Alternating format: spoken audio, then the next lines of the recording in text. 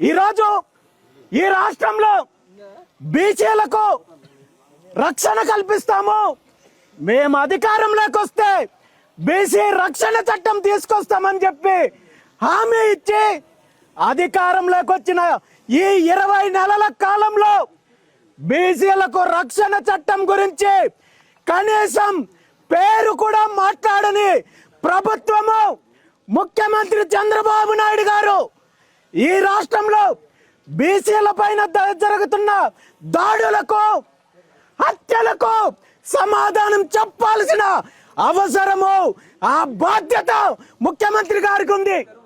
ముఖ్యంగా ఈరోజు ఈ గ్రామానికి సంబంధించిన బీసీ బిడ్డ మహర్షి అనే ఒక యువకుణ్ణి మీ పార్టీకి సంబంధించిన వాళ్ళు నిర్దాక్షిణ్యంగా రోడ్డులో జరిగిన ఒక చిన్న కారణం చూపించి గుడ్డలు ఊడదీసి రోడ్డు మీద బహిరంగంగా స్తంభానికి కట్టి 2-3 గంటల పాటు విచక్షణ రహితంగా కొట్టి ప్రాణం తీసే ప్రయత్నం చేశారంటే నిజంగా ఈ రాష్ట్రంలో శాంతి భద్రతలు ఉన్నాయా? ప్రభుత్వం ఉందా? ముఖ్యమంత్రి గారికి ఇలాంటివేవి కనబడటం లేదా అని చెప్పి ఈ సందర్భంగా నేను ప్రశ్నిస్తున్నాను. ఇదే దాడి, ఇదే తిరుగుబాటు మీ వర్గాల మీద, మీ అధికార పార్టీ మీద మా బీసీ బిడ్డలు తిరగబడితే మిమ్మల్ని తరిమి తరిమి రాష్ట్రం దాటి కొట్టే రోజులు వస్తాయని చెప్పి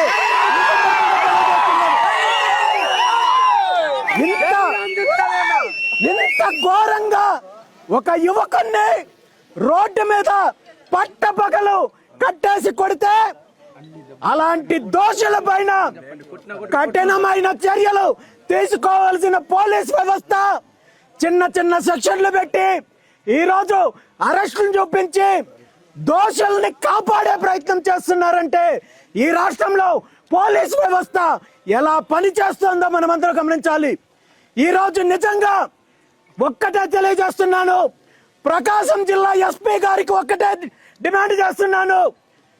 ఎవరైతే ఈ దాడిలో పాల్గొన్నారో వాళ్ళందరి పైన హత్యాయత్నం కేసు నమోదు చేసి వెంటనే వాళ్ళని అరెస్ట్ చేసి బహిరంగంగా శిక్షించాలని చెప్పి డిమాండ్ చేస్తున్నాము. అలా కాని పక్షంలో ఈ రాష్ట్రంలో బీసీ యువకులు, బీసీ బిడ్డలు తిరగబడితే మీ ప్రభుత్వానికి సరైన బుద్ధి చెప్పే రోజు వస్తుందని చెప్పి ఈ సందర్భంగా తెలియజేస్తూ దోషుల్ని శిక్షించేంత వరకు మీ అందరికీ నేను అండగా ఉంటానని చెప్పి తెలియజేస్తూ భవిష్యత్తులో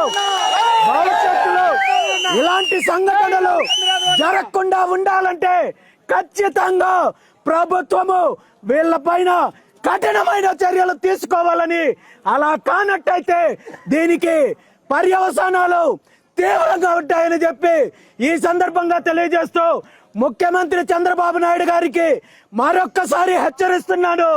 ఈ రాష్ట్రంలో బీసీ బిడ్డల యొక్క సహనాన్ని పరీక్షించొద్దు, బీసీ యువత యొక్క సహనాన్ని పరీక్షించొద్దు. మేము అడ్డం తిరిగితే మీ యంత్రాంగము, మీ అధికారము ఈ రాష్ట్రం నుండి తరిమి కొట్టే రోజులు వస్తాయని చెప్పి ఈ సందర్భంగా తెలియజేస్తూ ఖచ్చితంగా బాధితుడికి న్యాయం జరిగేంత వరకు బీసీవై పార్టీ పోరాటం చేస్తుంది.